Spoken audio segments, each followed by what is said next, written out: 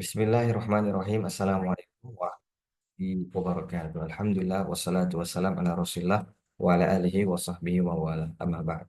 Berbicara tentang sumpah pocong. Apakah sumpah pocong itu terdapat di dalam Islam, ajaran Islam, atau bahkan terdapat di referensi-referensi literasi para ulama kita? Maka di sini kita akan mencoba untuk membahasnya. Pertama, sumpah pocong itu kan biasanya dilakukan seorang, ya, dan ini adanya di Indonesia sepertinya, ya, tidak ada di negara lain.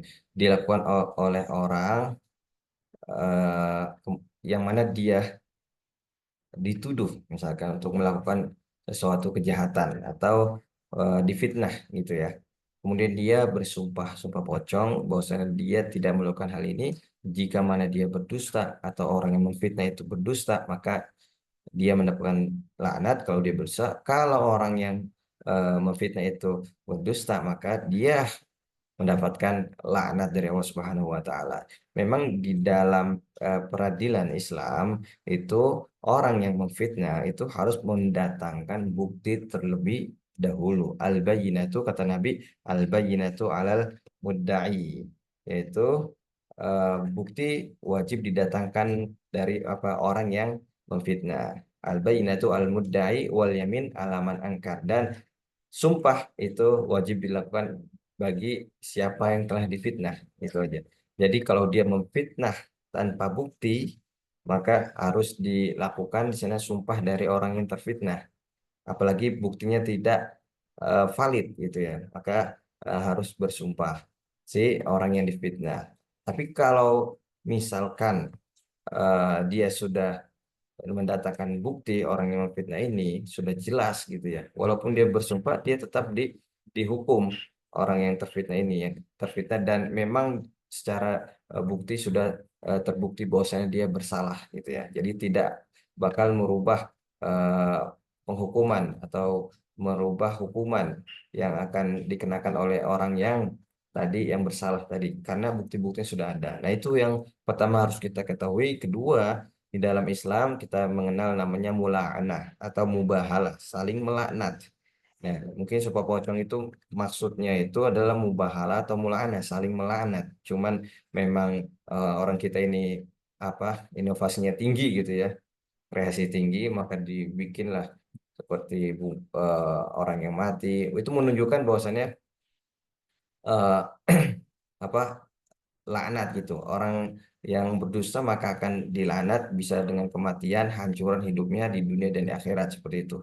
Nah, mubahala ini bersumpah, ya, kalau misalkan dia berdusta, dia bakal mendapatkan laknat. Kalau misalkan orang yang memfitnah itu adalah dia berdusta, maka dia bakal mendapatkan laknat dari Allah Subhanahu wa taala. Sebenarnya sudah dijelaskan di dalam Al-Qur'an pun, itu Nabi Muhammad SAW itu pernah berdebat, ya, diceritakan dalam Al-Quran, eh, bahwasanya orang Najran, para kalau kita lihat di dalam literasi tafsir, orang Najran Nasrani datang kepada Nabi berdebat kepada beliau tentang Isa, Isa bin Maryam. Katanya ada, emang Isa itu, mereka meyakini bahwasanya Isa itu adalah Tuhan gitu ya.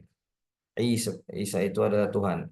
Kemudian mereka bertanya kepada Nabi Muhammad, emang ada seorang hamba itu yang di hamba itu makhluk, ya, makhluk itu yang dilahirkan tanpa tanpa bapak, emang ada gitu ya. Eh, Ketika Nabi, ada, Nabi Adam itu makhluk dan dia tidak memiliki bapak, katanya, kata Nabi Rasulullah SAW. Kemudian tidak puaslah lawan debatnya Nabi Muhammad SAW, kemudian mengajak apa? Kemudian Nabi mengajak nad'u abna'ana wa abna'akum wa nisa'ana wa nisa'akum wa anfusana wa anfusakum thumma nabtahil fanaj'al la'natallahi 'alal kadzibin. Nah, diajaklah mubahala oleh Nabi Muhammad SAW. Kalau benar-benar kamu adalah orang-orang yang dusta, ya, karena kamu mengingkari kebenaran yang sudah nyata, maka kamu akan mendapatkan laknat dari Allah Subhanahu wa taala. Fana ja'al la'natallahi 'alal kadzibin. Nah, itulah artinya mubahalah yang dilakukan oleh Nabi Muhammad SAW. Di dalam literasi fikih juga terdapat, sesungguhnya terdapat, misalkan di dalam kitab Fathul Bari, Imam Ibnu Hajar Al-Asqalani pernah eh, bercerita bahwa wa mimma urifa bi at-tajribah, dan telah diketahui dengan banyak bukti pengalaman anaman bahala wa kana mubtilan, bahwasanya orang yang mubahala dan dia itu berdusta, la tamdi alaihi sana, itu tidak lewat dari setahun min yaumil mubahala, itu datang, itu datang apanya, akibatnya datang laknat dari Allah Subhanahu wa taala atas orang yang dusta itu, enggak lewat dari setahun. Wa qad waqa'a li ma'a syakhsin kana yata'assab li ba'di al malahidah, dan telah terjadi pada diriku, yaitu aku telah berdebat dengan seseorang yang mana dia ta'assub tinggi terhadap tokoh lah, tokoh orang yang apa, eh, menyimpang. Falam yakum ba'daha ghairu syahrain.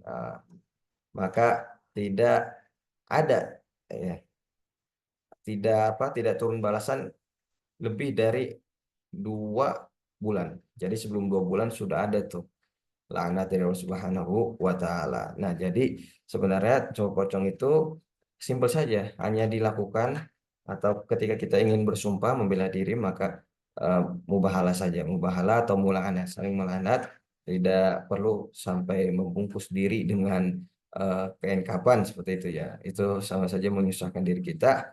Kita ambil saja yang paling mudah, dan tentunya mubahalah ini atau mula'anah ada syarat-syaratnya, dan tidak semua perkara ya. Pertama perkara yang penting, kemudian ketika memang tidak ada eh, bukti, atau memang dia ingin membebaskan dirinya dari fitnah tuduhan tersebut yang bersifat perkara yang besar tentunya.